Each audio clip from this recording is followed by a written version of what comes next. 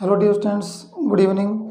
जय श्री श्याम, जय भोलेनाथ, जय माँ करणी, खमा गणिसा। डियर स्टूडेंट्स, आप सभी का स्वागत है एक नई क्लास में। और आप सभी का मैं स्वागत करता हूँ वीके एजुकेशन के इस ऑनलाइन प्लेटफॉर्म पर।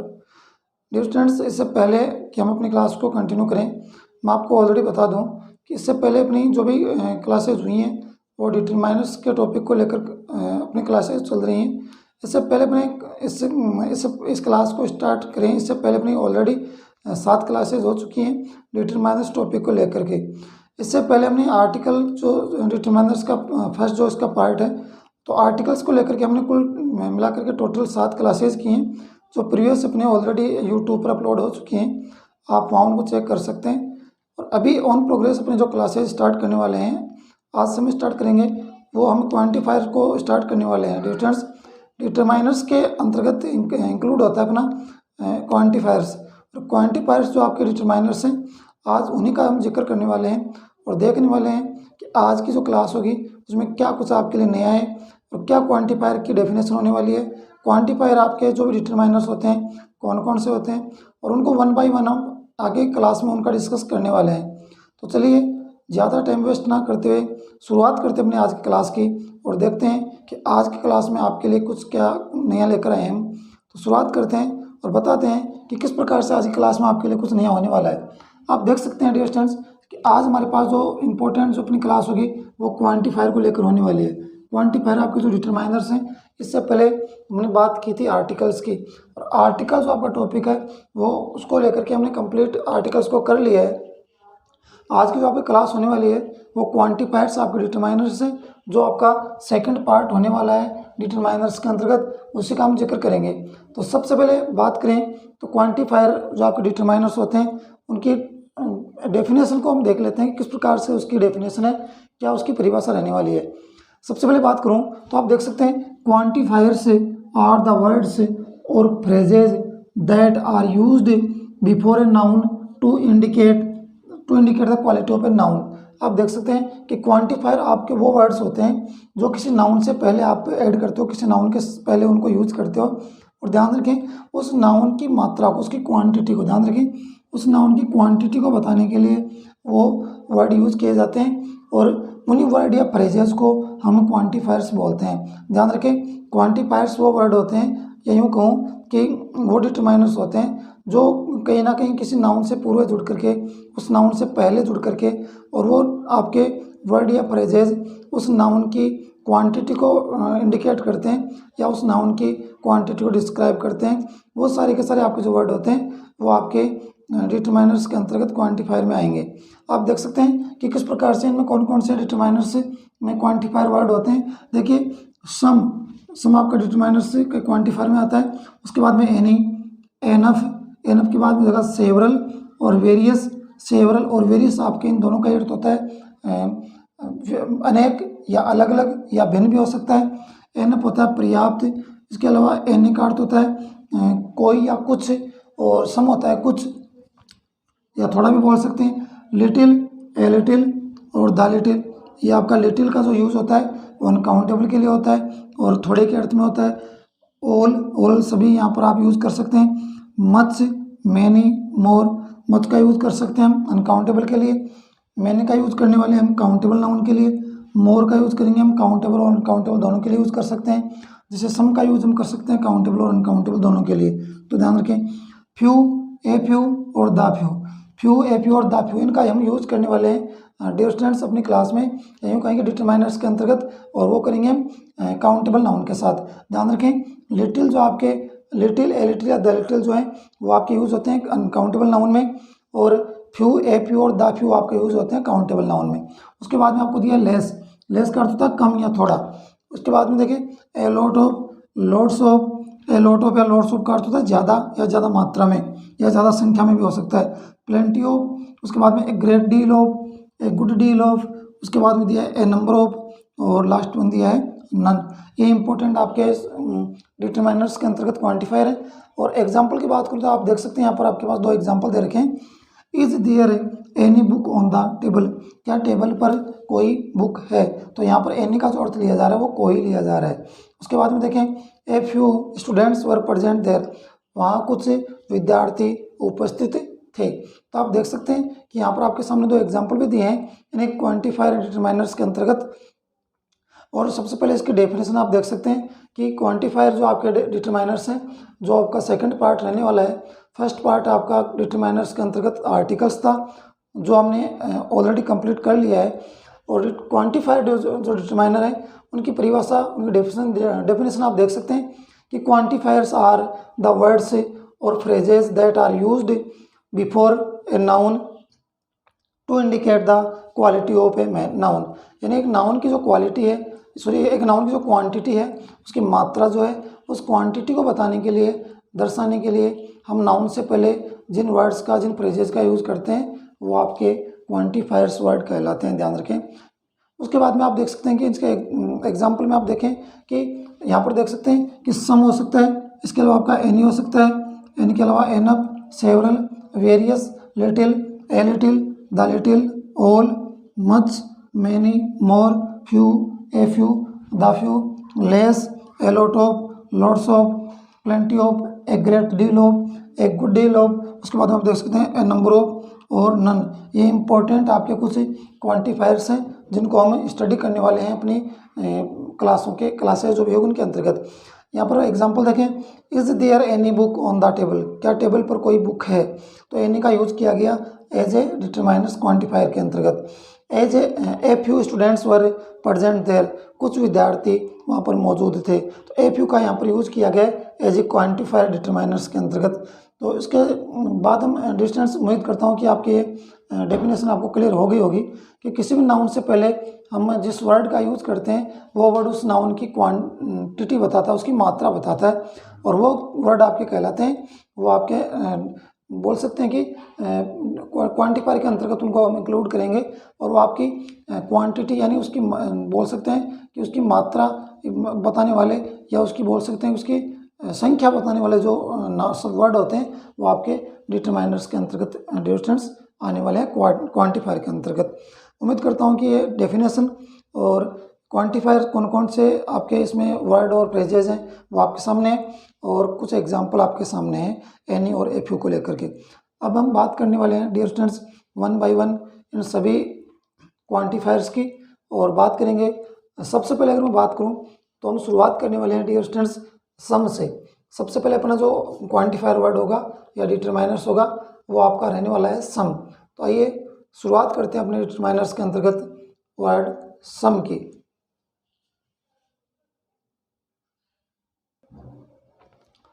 उसके बाद में डिस्टेंस हम बात करने वाले हैं, फर्स्ट वन आपकी जो क्वांटिफायर में आपकी डिटरमाइनर रहने वाली है वो होगी सम। सबसे पहले बात करते हैं हम सम की। सम का अर्थ की अगर बात करें तो वो रहने वाला है डिविडेंड्स कुछ। सम का अर्थ होता है वो कुछ होता है, तो कुछ के अर्थ में हम इसका यूज़ करेंगे। ध्यान रखें, कुछ देख सकते हैं कि an unknown and indefinite quantity and और नंबर, यानी कुछ का जो हम यूज़ करने वाले हैं वो एक अननोन और इंडेफिनिट जो क्वांटिटी या नंबर। ध्यान रखें, क्वांटिटी का यहाँ पर जिक्र किया गया है, तो क्वांटिटी दर्शाती है आपके अनकाउंटेबल के लिए। अनकाउंटेबल जो आपकी नाउन होती है वो दर्शाती है क्वांटिटी यानी मात्रा, और जो काउंटेबल जो नाउन होती है वो दर्शाती है संख्या। काउंटेबल नाउन दर्शाती है संख्या। तो आप देख सकते हैं कि क्वांटिटी आपके अनकाउंटेबल नाउन को इंडिकेट करती है और नंबर आपकी इंडिकेट करती है काउंटेबल नाउन को। तो देख सकते हैं एन अननोन, ऑन इंडेफिनेट, यानी इनकी जो संख्या या जो मात्रा होगी वो क्या होगी, वो इंडेफिनेट भी हो सकती है यानी इंडेफिनेट होगी, और वो काउंटेबल और अनकाउंटेबल दोनों में देख सकते हैं आप। तो कह सकते हैं कि मात्रा और संख्या दोनों के लिए ही, और प्लूरल और सिंगुलर दोनों के लिए ही हम यूज़ करने वाले हैं सम का। सम का अर्थ होता है कुछ के अर्थ में इसका यूज़ करेंगे, और an unknown and indefinite quantity और नंबर के लिए हम यूज़ करेंगे। तो ध्यान रखें, क्वांटिटी दर्शाती है अनकाउंटेबल नाउन को और नंबर दर्शाता है आपका काउंटेबल नाउन को। तो हम बोल सकते हैं कि सम का जो यूज होगा वो हमें काउंटेबल और अनकाउंटेबल दोनों नाउन के लिए यूज़ करने वाले हैं। यूज में देखिए, आप यूज में देख सकते हैं कि सम का जो यूज होगा वो होगा आपका काउंटेबल और अनकाउंटेबल नाउन अर्थात सिंगुलर, यानी अनकाउंटेबल का मतलब हो गया सिंगुलर नाउन के लिए, और काउंटेबल नाउन का साथ जब यूज होगा तो एज ए प्लूरल नाउन उसके यहाँ साथ यूज होने वाला है। ध्यान रखें, यूज इसका होगा वो काउंटेबल और अनकाउंटेबल दोनों नाउन के साथ होने वाला है। लेकिन अनकाउंटेबल नाउन का साथ जब यूज होगा तो as a singular subject use होगा या as a singular noun use होगा।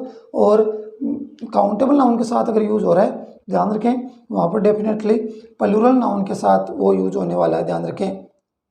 एग्जाम्पल में देखें, there is some water in the glass, यानी ग्लास में कुछ पानी है। तो देख सकते हैं आगे लिखा हुआ है अनकाउंटेबल, यहाँ पर सम आपका वर्ड यूज हुआ है और सम वर्ड यूज होने के साथ साथ यहाँ पर जो नाउन आई है वही अनकाउंटेबल, यानी वाटर जो आपकी नाउन आई है वो आपकी अनकाउंटेबल है। तो आगे देख सकते हैं अनकाउंटेबल नाउन है और अनकाउंटेबल में कौन सी है, सिंगुलर है। अनकाउंटेबल में भी, क्योंकि अनकाउंटेबल में जो आपकी नाउन होगी वो क्या होगी, अनकाउंटेबल नाउन आपकी सिंगुलर नाउन होने वाली है। तो there is some water in the glass, glass में थोड़ा सा पानी है, तो अनकाउंटेबल सिंगुलर नाउन बोल सकते हैं हम। Some people were standing on the road, कुछ लोग सड़क पर खड़े थे। तो आप यहाँ पर देख सकते हैं कि सम के साथ यूज हुआ है पीपल का, और पीपल होते हैं लोग, यानी बहुत ज़्यादा संख्या में लोगों की बात हुई है। तो आप देख सकते हैं काउंटेबल नाउन के साथ इनका यूज हुआ है, और काउंटेबल नाउन के साथ यूज होगा तो बोल सकते हैं कि काउंटेबल प्लूरल नाउन। ध्यान रखें काउंटेबल प्लूरल नाउन इसको हम बोलने वाले हैं। उसके बाद में देखें, सम वन इज प्लेइंग देयर, कोई वहाँ खेल रहा है। अब यहाँ पर सम का अर्थ कुछ नहीं होगा, यहाँ पर सम वन का अर्थ हो जाएगा कोई। तो सम वन यानी वन का यहाँ पर यूज कर दिया गया, सम वन कोई वहाँ पर खेल रहा है, तो बोल सकते हैं काउंटेबल है नाउन। तो आपके सम वन कोई खेल रहा है तो काउंटेबल है और सिंगुलर है। ध्यान रखें काउंटेबल नाउन सिंगुलर है, तो सिंगुलर नाउन के साथ भी आप सम का यूज करते हैं और प्लूरल नाउन के साथ भी आप यूज करते हैं। सिंगुलर नाउन आप यहाँ देख सकते हैं, सिंगुलर नाउन आप यहाँ पर देख सकते हैं। यहाँ पर आप काउंटेबल में प्लूरल नाउन देखोगे तो कोई वहाँ खेल रहा था, यहाँ पर समवन आपका वर्ड यूज हुआ है और वन का यूज हुआ है, इसलिए काउंटेबल सिंगुलर नाउन के रूप में यूज हुआ है। आगे देखें, some books are lying on the table, कुछ पुस्तकें टेबल पर पड़ी हैं या टेबल पर रखी हैं। तो आप देख सकते हैं सम आपका यहाँ पर यूज हुआ है वो बुक्स के साथ हुआ है, तो आपकी जो नाउन है वो काउंटेबल है, और काउंटेबल में भी कैसी है, प्लूरल है। काउंटेबल में भी कैसी है, प्लूरल है। तो आप देख सकते हैं कि सम का हम यूज पढ़ रहे हैं, और सम का जो अर्थ होता है वो होता है कुछ, और अननोन और इंडेफिनेट क्वांटिटी और नंबर के लिए इसको हम यूज करते हैं। यूज में देखें, सम का यूज हम अनकाउंटेबल और काउंटेबल दोनों ही नाउन के लिए यूज करते हैं, अर्थात सिंगुलर और प्लूरल दोनों ही नाउन के साथ हम सम का यूज करते हैं। नाउन आपकी सिंगुलर होगी तो भी आप देख सकते हैं कि आपका एग्जाम्पल नंबर थर्ड आपका कहता है कि सिंगुलर नाउन जो आपकी काउंटेबल है उसके साथ आप सम का यूज़ कर सकते हैं। सिंगुलर नाउन आपकी अनकाउंटेबल है एग्जाम्पल नंबर फर्स्ट में, तो वहाँ पर आप सम का यूज़ कर सकते हैं। और प्लूरल नाउन के साथ आप देख सकते हैं example number second and fourth, तो देख सकते हैं कि there is some water in the glass, glass में थोड़ा पानी है, अनकाउंटेबल नाउन है और सिंगुलर नाउन है। सम पीपल और स्टैंडिंग ऑन द रोड, कुछ लोग सड़क पर खड़े थे, ये आपकी काउंटेबल नाउन है। प्लूरल नाउन यहाँ पर आप देख सकते हैं पीपल के साथ यूज हुआ है सम का। सम वन इज प्लेइंग देयर, कोई वहाँ खेल रहा है, तो आप देख सकते हैं काउंटेबल नाउन है लेकिन सिंगुलर नाउन है। और some books are lying on the table, कुछ पुस्तकें टेबल पर पड़ी हैं, काउंटेबल प्लूरल नाउन के रूप में यहाँ पर सम का यूज डियर स्टूडेंट्स किया गया है। तो ये तो एक जनरल सा इसका बोल सकते हैं कि यूज है। अब हम बात करते हैं कि सम को हम किस प्रकार से सेंटेंसेज में यूज करने वाले हैं, सम को किस प्रकार से हम यूज करेंगे। आइए बात करते हैं कि सम का किस प्रकार से यूज हम पढ़ने वाले हैं।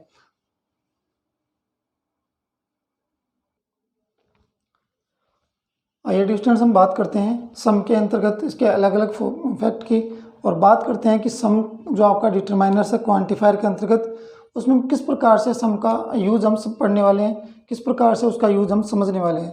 बात करेंगे आज के हम, और बात करने वाले हैं सम के जो यूजेज हैं और सम का जो यूज किस प्रकार से हम करेंगे उनकी।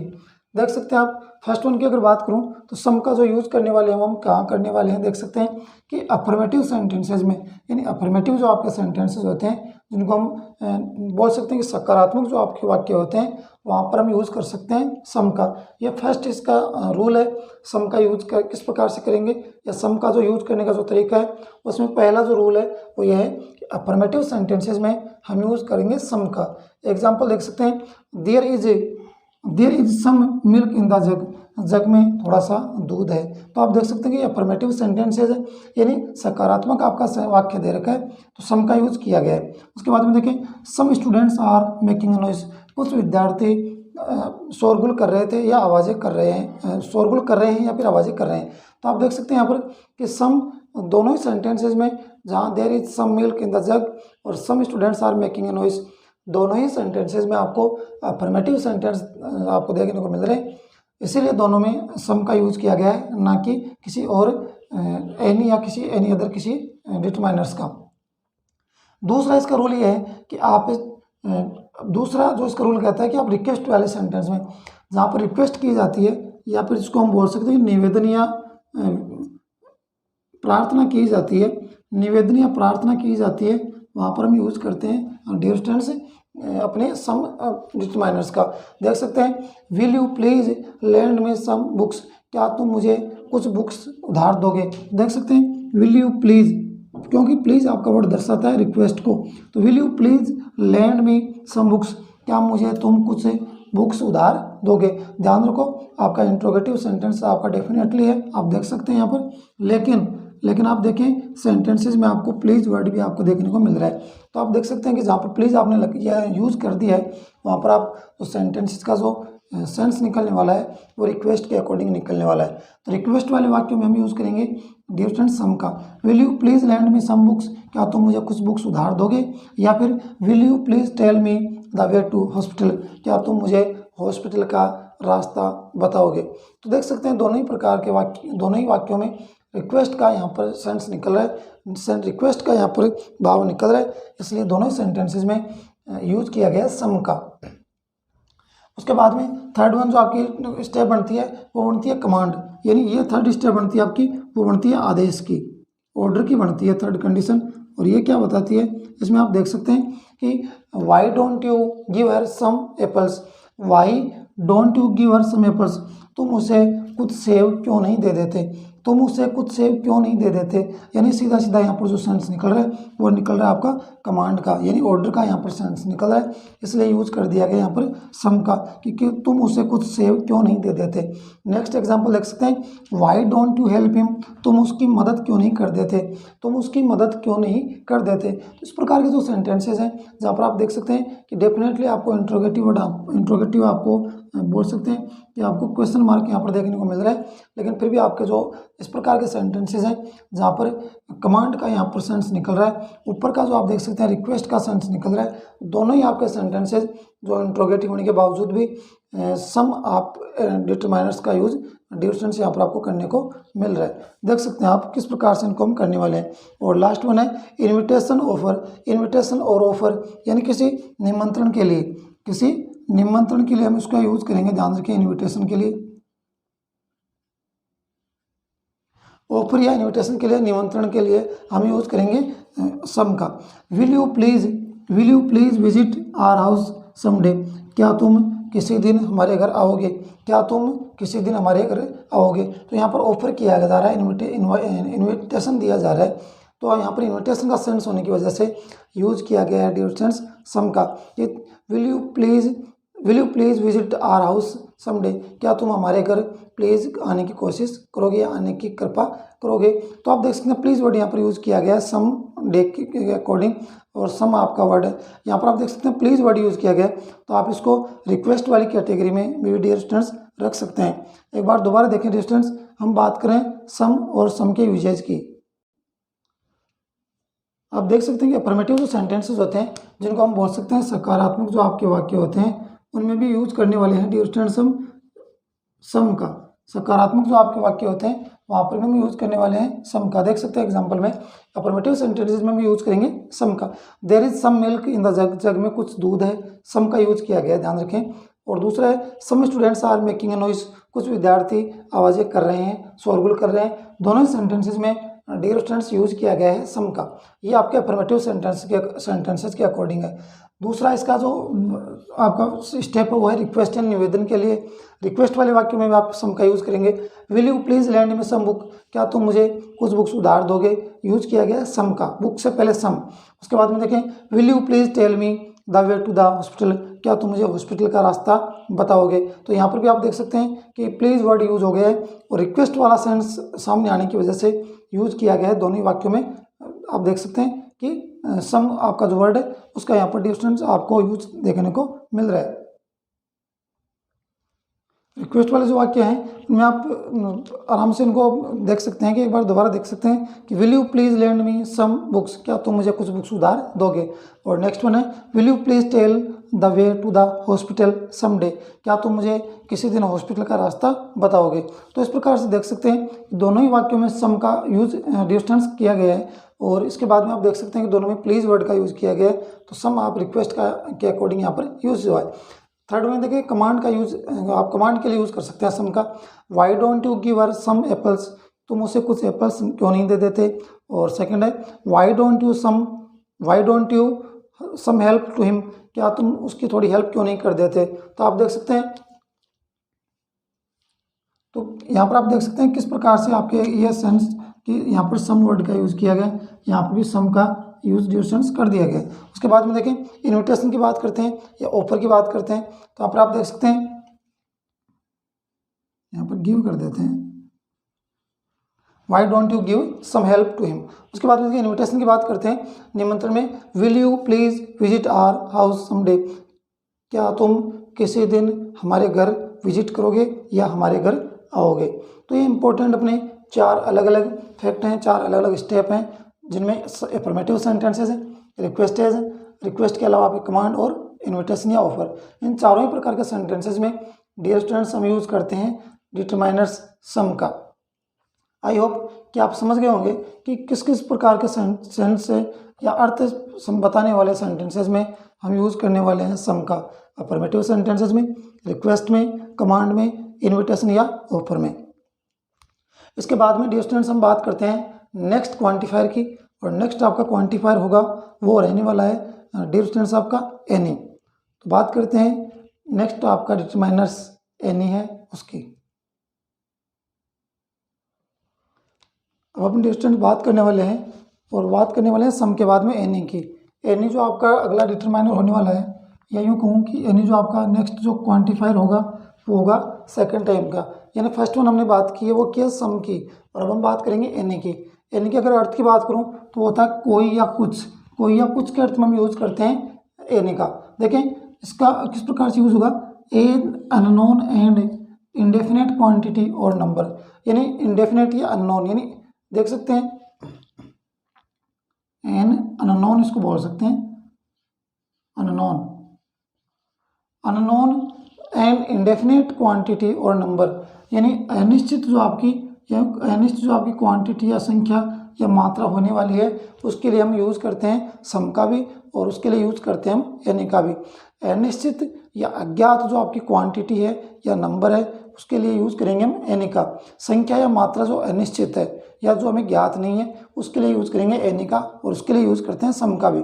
देखिए एनी का यूज़ क्या होता है, किस प्रकार से यूज़ करेंगे। एनी का यूज़ अनकाउंटेबल नाउन के लिए भी हो सकता है और काउंटेबल नाउन के लिए भी हो सकता है। ध्यान रखें सिमिलर है आपका सम का जैसे यूज़ करते हैं तो काउंटेबल के लिए भी और अनकाउंटेबल दोनों ही नाउन के लिए हम यूज़ करते हैं एनी डिटरमाइनर्स का।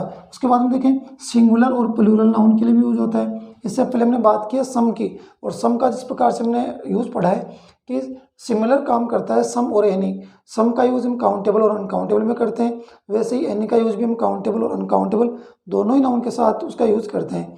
उसके बाद में देख सकते हैं आप सिंगुलर और प्लूरल नाउन में आप सम का यूज़ भी करते हैं और आप एनी का यूज़ भी डियर स्टूडेंट से किसी नाउन से पूर्व करते हैं जब नाउन सिंगुलर या प्लूरल हो। आप एग्जाम्पल में देख सकते हैं I don't have any purse, मेरे पास कोई भी पर्स नहीं है।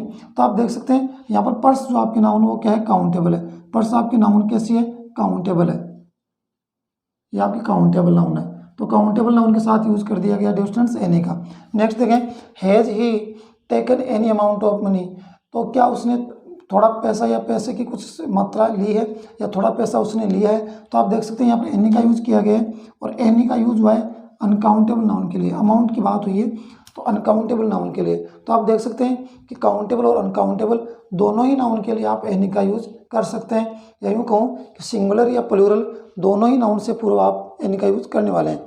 आगे आप देख सकते हैं यहाँ पर आपको एक स्टेप दिए, फर्स्ट स्टेप या फर्स्ट इसका रूल आप इसे मान सकते हैं, इसे फर्स्ट रूल भी मान सकते हैं। तो देखिए किस प्रकार से काम करता है। वाक्य में if, whether, hardly, scarcely, rarely, never, seldom, fail, deny या डेनी भी से बोल सकते हैं। डिनाई के बाद में दिया आपको forbid, prohibit, barely, impossible, unlikely के जो इंपॉर्टेंट आपके वर्ड हैं इनके पश्चात एनी का प्रयोग करेंगे। ध्यान रखें ये सभी के सभी जो आपके वर्ड हैं अगर इफ या वेदर को छोड़ दिया जाए, ध्यान रखें इफ या वेदर को छोड़ दिया जाए तो सारे के सारे आपके जो वर्ड हैं वो आपके कहीं ना कहीं निगेटिविटी के अंतर्गत हैं, यानी कहीं ना कहीं वो निगेटिविटी इनके अंतर है, वो निगेटिव अर्थ ये लेकर आए हैं सारे के सारे वर्ड। यदि मैं बात करूं इफ या वेदर को छोड़ दिया जाए तो सभी वर्ड कहीं ना कहीं निगेटिविटी दर्शाते हैं। तो हम बोल सकते हैं कि कहीं ना कहीं सेंटेंस में निगेटिविटी है या नेगेटिव सेंस लेकर के आता है कोई सेंटेंस, तो वहाँ पर हम यूज करते हैं डिव सेंस एनी का। तो आप देख सकते हैं कि if, whether, hardly, scarcely, barely, rarely, never, seldom, fail, deny, forbid, prohibit, barely, impossible और अनलाइकली, इन सभी वर्ड्स के पश्चात हम एनी का प्रयोग करेंगे, ना कि सम का। एग्जाम्पल आप देख सकते हैं, Radhika head hardly, Radhika head hardly, आपका हार्डली वर्ड आ गया, हेड हार्डली एनी मनी, यानी आप यहाँ पर नेगेटिव अर्थ ले सकते हैं कि राधिका के पास कोई भी या कुछ थोड़ा सा भी पैसा नहीं था। नेक्स्ट में देखें, there is scarcely shop in my village, यानी मेरे गाँव में मुश्किल से कोई भी दुकान नहीं है। तो निगेटिविटी लेकर आपके सेंटेंस ये सभी के सभी वर्ड लेकर आते हैं, इसलिए यहाँ पर एनी का प्रयोग डिस्टेंस कर दिया गया है। जबकि अफर्मेटिव सेंटेंसेस में यूज करते हैं सम का। हम एनी का प्रयोग पढ़ रहे हैं, एनी का अर्थ होता है कोई या कुछ, यानी एन अननोन और इंडेफिनेट क्वांटिटी या नंबर के लिए उसका यूज करते हैं। यूज की बात करें तो एनी का यूज करेंगे वो अनकाउंटेबल नाउन के लिए या काउंटेबल नाउन के लिए भी इसका यूज हो सकता है, या फिर यूँ बोल सकते हैं कि सिंगुलर या प्लूरल नाउन के लिए भी हम यूज करते हैं, वो करते हैं एनी का। एग्जाम्पल देख सकते हैं, I don't have any purse, मेरे पास कोई पर्स नहीं है, ये आपकी काउंटेबल नाउन के साथ यूज हुआ है। Has he taken any amount of money, यहाँ पर अमाउंट के लिए यूज हुआ है या मनी के लिए यूज हुआ है, तो आप देख सकते हैं यहाँ पर अनकाउंटेबल नाउन के लिए यूज हुआ है। इसके बाद में आप रूल नंबर फर्स्ट में आप देख सकते हैं, फर्स्ट स्टेप ये कहती है कि वाक्य में if, whether, hardly, scarcely, rarely, barely, seldom, fail, deny, forbid, prohibit, उसके बाद में बेयरली, इम्पॉसिबल और अनलाइकली जो आपके वर्ड हैं इनके पश्चात हमेशा एनी का यूज होता है। एग्जाम्पल देख सकते हैं आप, Radhika had hardly any money, Radhika के पास पैसा नहीं है, थोड़ा सा भी पैसा नहीं है।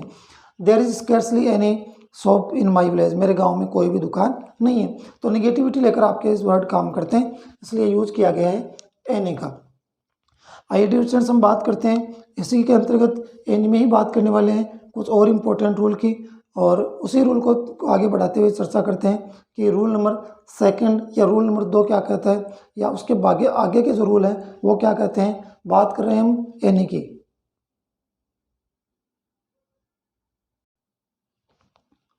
रूल नंबर 2 ये कहता है डियर स्टूडेंट्स एनी के अंतर्गत ही, और एनी के अंतर्गत ही या इसी के में इंक्लूड आपका रूल नंबर 2 ये कहता है कि एनी का हम यूज़ कर सकते हैं, वो कर सकते हैं नेगेटिव या इंट्रोगेटिव सेंटेंसेस में। ध्यान रखें इसका जस्ट अपोजिट होता है कि हम जब अफर्मेटिव सेंटेंसेस की बात करते हैं तो वहाँ पर यूज़ करते हैं सम का, लेकिन यहाँ पर हम बात करेंगे नेगेटिव सेंटेंसेस की यानी नकारात्मक वाक्यों की, या फिर इंट्रोगेटिव सेंटेंसेस की यानी प्रश्नवाचक वाक्यों की। यानी अफर्मेटिव सेंटेंसेस में हम यूज करते हैं सम का, जबकि नेगेटिव और इंट्रोगेटिव यानी नकारात्मक या प्रश्नवाचक वाक्य जो होते हैं वहाँ पर हम यूज करते हैं एनी का। देख सकते हैं एग्जाम्पल में, he doesn't do any work, he doesn't do any job, वह कोई भी काम नहीं करता है। तो यहाँ पर आप देख सकते हैं डजंट यानी यहाँ पर नेगेटिव सेंटेंस आपका ये दिया गया है, इसलिए यहाँ पर सम का यूज ना होकर के एनी का यूज किया गया है कि वह कोई भी कार्य नहीं करता या कोई भी जॉब नहीं करता। नेक्स्ट देखें, did you get any prize, क्या तुम्हें कोई इनाम मिला, कोई प्राइज मिला। तो आप देख सकते हैं यहाँ पर यह आपका इंट्रोगेटिव सेंटेंसेस हो गया। तो इंट्रोगेटिव सेंटेंसेस के साथ आप क्या यूज करने वाले हैं, आप यूज करने वाले हैं एनी का। और नेक्स्ट है आपका, are there any chocolate in your pocket, क्या तुम्हारी जेब में कोई चॉकलेट है। तो आप देख सकते हैं ये भी आपका इंट्रोगेटिव है, पर्सन को या यूँ कहूँगी प्रश्नवाचक आपका वाक्य आपका है।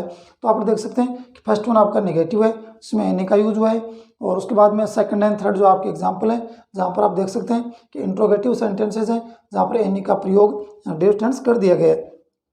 उसके बाद में आप देख सकते हैं कि स्टेप थर्ड में ये कहती है या रूल नंबर 3 ये कहता है कि वस्तुओं और व्यक्तियों में से किसी एक के लिए, यानी कोई भी व्यक्ति हो या कोई वस्तु हो, जब कलेक्शन होता है, ग्रुप होता है, तो उनमें से किसी एक की तरफ जब इशारा किया जाता है, यानी बहुत में से किसी एक के लिए बात करते हैं, किसी एक को सेलेक्ट करते हैं, किसी एक की बात करते हैं, तो वहाँ पर एनी का यूज हम करते हैं जहाँ तक डिटरमाइनर्स की बात है। एग्जाम्पल में देखें, you can any book you want, यानी तुम कोई भी बुक ले सकते हो जो तुम्हें चाहिए। उसके बाद में सेकंड आपका एग्जाम्पल है, any person will tell you this address, कोई भी व्यक्ति तुम्हें यह एड्रेस बता देगा। फर्स्ट वन आपका ये कह रहा है कि you can take any book you want, यानी तुम्हें जो बुक चाहिए वो तुम ले सकते हो। तो यहाँ पर एक बुक की बात हो रही है कि जितनी बुक्स हैं उनमें से तुम्हें जो बुक चाहिए वो ले सकते हो, तो बहुत में से किसी एक को सेलेक्ट करने की बात हो रही है।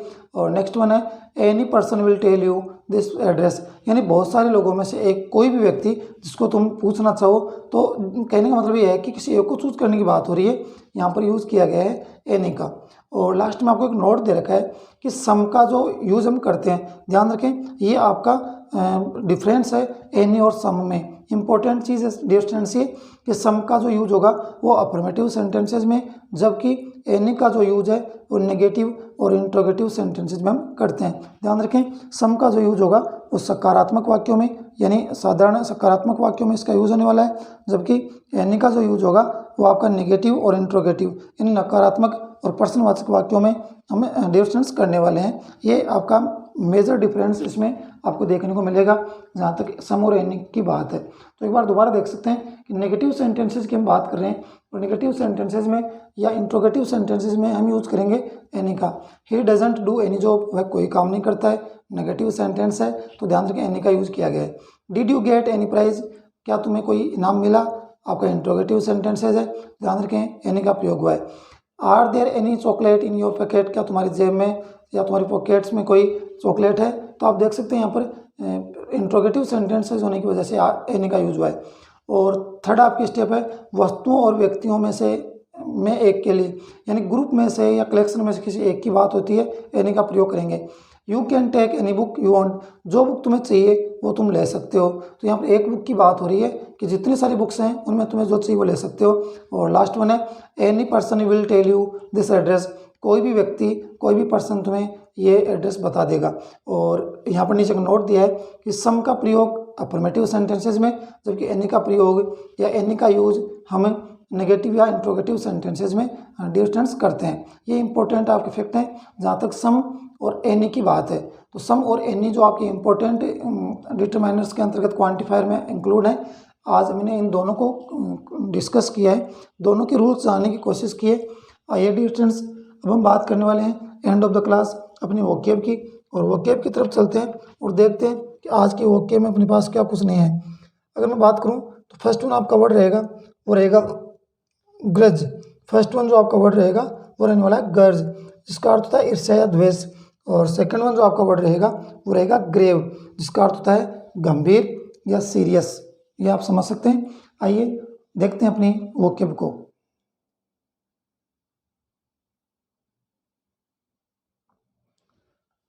अगर सबसे पहले अगर मैं बात करूं डियर स्टूडेंट्स और अपनी वोकेब की, और उसमें फर्स्ट वन आपका जो वर्ड है वो है गर्ज।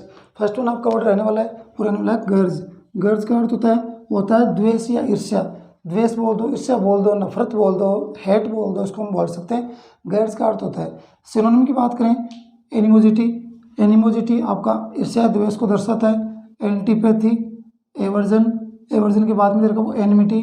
एनिमिटी के बाद में दिया मेलाइस और रेनक्योर, इल विल और रिजेंटमेंट। ये इंपॉर्टेंट आपके सिनोनिम दे रखे हैं। एंटोनिम में देखें गुडविल और लाइकिंग, ये आपके इंपॉर्टेंट सिनोनिम है गर्ज के। एक बार दोबारा देखें, गर्ज जो आपका वर्ड है उसका अर्थ ईर्ष्या या द्वेष या जो नफरत होता है उसी के सेंस में आपको सिनोनिम दे रखे हैं। Animosity, antipathy, aversion, enmity. Last one आपको दिया मेलाइस। उसके बाद में रेनक्योर। रेनक्योर के बाद में दिया आपको इलविल और रिजेंटमेंट। ये इंपॉर्टेंट सिनोनिम। एंटोनिम में देखें गुडविल और लाइकिंग, ये इंपॉर्टेंट आपके एंटोनिम दिए हैं आपको यहाँ पर गर्ज के अकॉर्डिंग। उसके बाद में नेक्स्ट आपका जो वर्ड है वो आपका आज के लिए ग्रेव। ग्रेव का अर्थ की बात करें, ग्रेव का अर्थ गंभीर, सीरियस भी होता है। और ग्रेव का एक अर्थ और होता है, वो होता है कब्र या समाधि। कब्र या समाधि के लिए भी ग्रेव शब्द का यूज करते हैं, ध्यान रखें। सिनोनिम की बात करें तो सिनोनिम में देख सकते हैं आप सीडेट। सीडेट के बाद में आपका हो सकता है सीरियस, सोबर उसके बाद में हो जाएगा थॉटफुल, और उसके बाद में है स्टेड। स्टेड के बाद में लास्ट में दिया आपको डिग्निफाइड। ये इंपॉर्टेंट सिनोनिम है। एंटोनिम में आप देख सकते हैं ग्रेव के अंतर्गत ही केयर फ्री, फ्लिपेंट, और लास्ट में दिया है फ्रीवोलियस। फ्रीवोलियस इंपॉर्टेंट आपके सिनोनिम है, एंटोनिम है। ग्रेव एक बार दोबारा देखिए, ग्रेव जो आपका वर्ड है इसका अर्थ है गंभीर या कब्र या समाधि के लिए इसका यूज करते हैं। सिनोनिम की बात करें, सीरियट हो जाएगा, सीरियस हो जाएगा, सोबर, थॉटफुल, स्टेड और डिग्निफाइड। एंटोनिम की बात करूं, एंटोनिम आपका केयरफ्री हो जाएगा, फ्लिपेंट हो जाएगा, और लास्ट वन हो जाएगा फ्रीवोलियस। डियर स्टूडेंट्स, आज क्लास के दोनों ही इंपॉर्टेंट वर्ड जो काफ़ी महत्वपूर्ण है, काफ़ी इंपॉर्टेंट है अगर देखा जाए एग्ज़ाम की दृष्टि से। तो आज क्लास कैसी लगी आप हमें ज़रूर बताएं। और आज क्लास में सिर्फ इतना ही डियर स्टूडेंट्स। और आज क्लास में हमने जो चर्चा की है वो दोनों ही इंपॉर्टेंट क्वांटिफायर्स जो रिटन माइनर्स के अंतर्गत इंक्लूड है।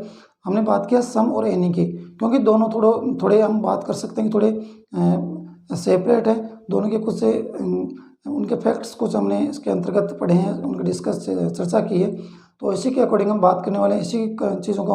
इन्हीं चीज़ों को हम कंटिन्यू इन प्रोसेस के अंतर्गत रखने वाले हैं नेक्स्ट क्लास में। तो उम्मीद करता हूँ कि नेक्स्ट क्लास में हम अपने क्लास को एज इट इज़ हम रखने वाले हैं, और नेक्स्ट जो क्वांटिफायर्स होने वाले हैं उनकी हम चर्चा करेंगे नेक्स्ट क्लास में। फिलहाल आज क्लास में सिर्फ इतना ही। नेक्स्ट क्लास में आप सभी से जल्द मुलाकात होगी। तब तक के लिए अब हमें इजाज़त दीजिए। नेक्स्ट क्लास में फिर से मिलते हैं, तब तक के लिए नमस्कार, Ram Ram, good night, and thank you so much for watching this class. Keep smiling and be safe.